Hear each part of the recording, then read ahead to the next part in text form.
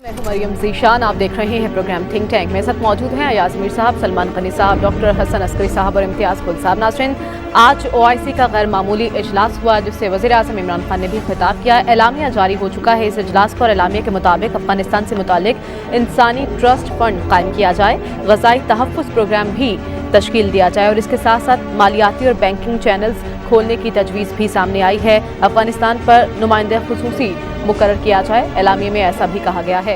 एक कहावत है, घर में नहीं है दाने अम्मा चली बुनाने। ये आजकल पाकिस्तान में हो रहा है। हाल ही में एक बार फिर पाकिस्तान का घनघोर अपमान हुआ, लेकिन पाकिस्तान को अब इसकी मानो एक आदत सी हो गई है। यानी अफगानिस्तान के मुद्दे पर पाकिस्तान सरपंची करने चला था। सरपंची भी क्या, मदारी वाला खेल था कि डुगडुगी बजाकर भीड़ जमा कर लो, फिर दो चार कलाबाजी करके पैसे मांग लो। पाकिस्तान ने भी यही करने की सोची और अफगानिस्तान को लेकर इस्लामिक सरपंची करते हुए 57 मुस्लिम देशों को न्योता भेजा, जिनमें से सिर्फ 24 देशों ने न्योता स्वीकार किया। उनमें से भी 5 भारत भाग आए, बाकी बचे 19। तो उन 19 देशों में बैठकर मजहबी रायते पर इमरान खान बिखेर दिया। एक बहुत बड़ा डिप्लोमेटिक सेटबैक हुआ है पाकिस्तान के लिए, और वो ये है कि OIC के 5 रुकन ममालिक भारत में बैठे हुए हैं।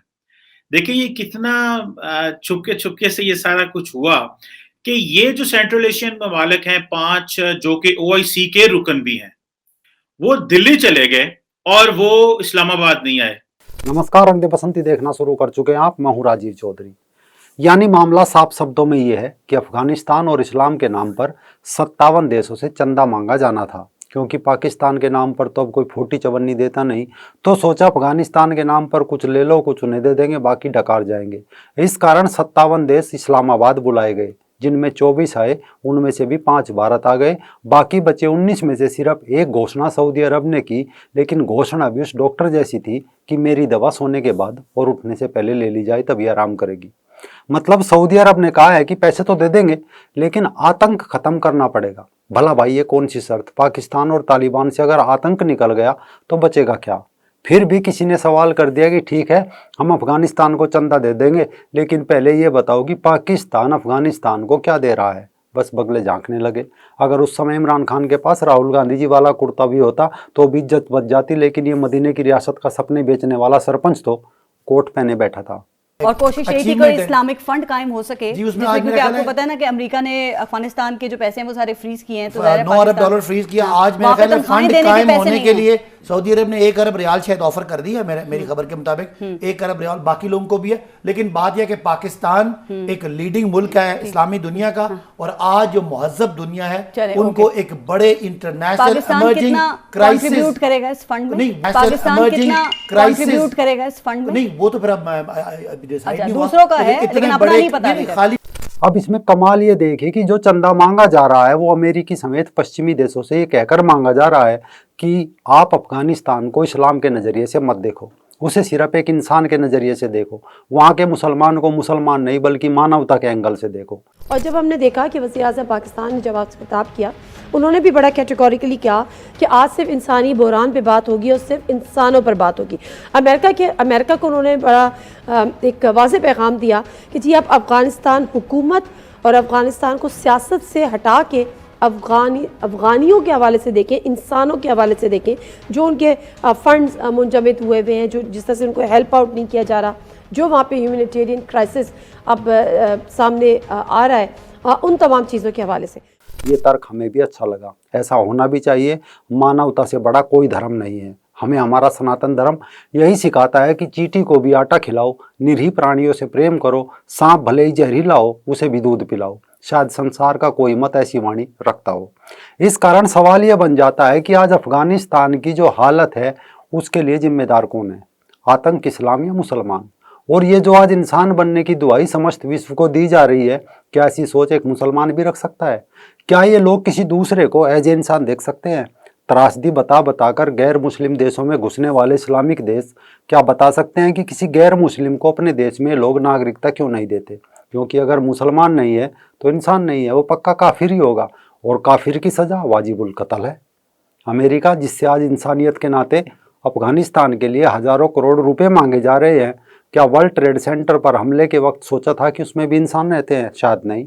उस समय तो उसमें सब काफिर थे, और 3000 से अधिक काफिर एक झटके में उड़ा भी दिए। ये छोड़ दीजिए, जब अफगानिस्तान से जान बचाकर लोग इधर उधर भाग रहे थे, वो एयरपोर्ट पर जमा थे, वहां भी बम धमाका करके सैकड़ों लील दिए थे। क्या वो इंसान नहीं थे? काबुल में गुरुद्वारे में तोड़फोड़ की गई, मंदिर में तोड़फोड़ की गई, क्या लोगों के साथ मारपीट की गई? क्या वे लोग इंसान नहीं थे? ये कैसी दोगली मानवता का पाठ आज पढ़ाया जा रहा है कि 200-250 हिंदू और सिख भी अफगानिस्तान में भारी हो गए थे, जब तक वो नहीं निकले तब तक तालिबान को शांति नहीं मिली। क्या ये बता सकते हैं कि मुंबई में 1993, इसके बाद ताज होटल पर हमला, जयपुर, दिल्ली, हैदराबाद में सिलसिलेवार बम धमाके इंसान समझकर किए गए थे या काफिर समझकर? लंदन, फ्रांस, जर्मनी में इस्लाम के नाम पर उनके गले इंसान समझकर रेते गए थे या काफिर समझकर? जब ISIS यजीदी बच्चियों को इस्लाम के नाम पर सिगरेट के दाम पर बेच रहा था, उन्हें अपनी यौन दासी बना रहा था, एक दूसरे को बेच रहे थे, तब यह मानवता किस खुंटी पर लटका दी गई थी? तब तो सिर पर सफेद कपड़े में स्कूटर का टायर घुसाकर कोई कुछ नहीं बोला। नए पाकिस्तानी एंकर हिजाब में लिपट कर रोई कि 7-8 साल की मासूम बच्चियां हैं, मुसलमान नहीं है तो क्या हुआ, इंसान तो है।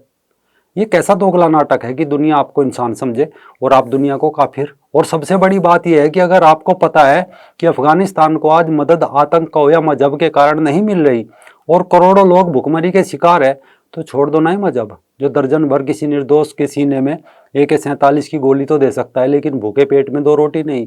आखिर ये बीमारी पाल क्यों रखी है? शरीयत भी चाहिए, रोटी भी चाहिए, काफिर का अंत भी चाहिए।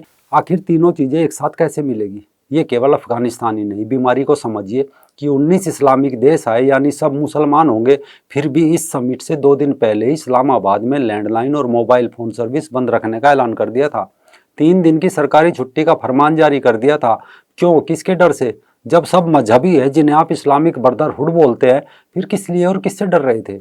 अब एक और दोगला चेहरा देखिए, इन्हें नगद माल चाहिए, अनाज और दवाई नहीं, ताकि बारूद खरीदा जा सके, वरना पाकिस्तान के रास्ते अफगानिस्तान जाने वाले भारत के 50,000 टन गेहूं और दवाओं से भरे ट्रकों को रास्ता देने में आनाकानी ना करता।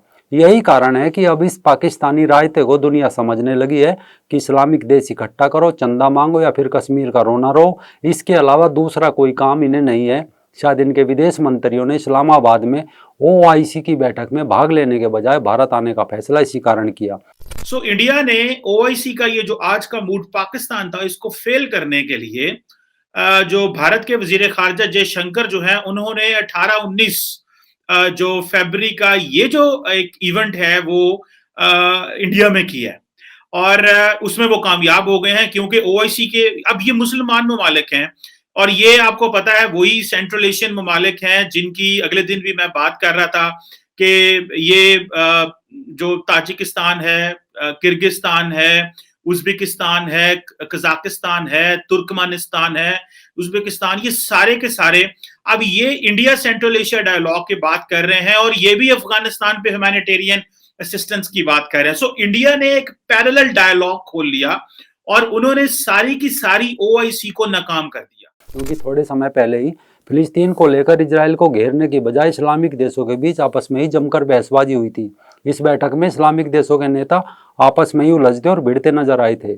बहरहाल, अगर इन सब बीमारियों से छुटकारा पाना है तो बीमारी छोड़ो जो कुछ को 1400 सालों से और कुछ को 500 सालों से जकड़े बैठी है। साथ ही इंसानियत की दुआई कम से कम पाकिस्तान में बैठकर मत दो, क्योंकि दुनिया आपका दोगलापन समझ चुकी है। इसलिए जिसके मन में भी अफगान वासियों के लिए हमदर्दी उपजे, जो एक मानवीय भावना है, उपजनी भी जरूर चाहिए, लेकिन उस दौरान भावनाओं में बहने से पहले जरूर सोचे। कुछ महीनों पहले इन लोगों को रोटी नहीं बल्कि शरीयत चाहिए थी। अब शरीयत मिल गई तो भाग खड़े हुए कि हमें रोटी चाहिए, रोटी चाहिए।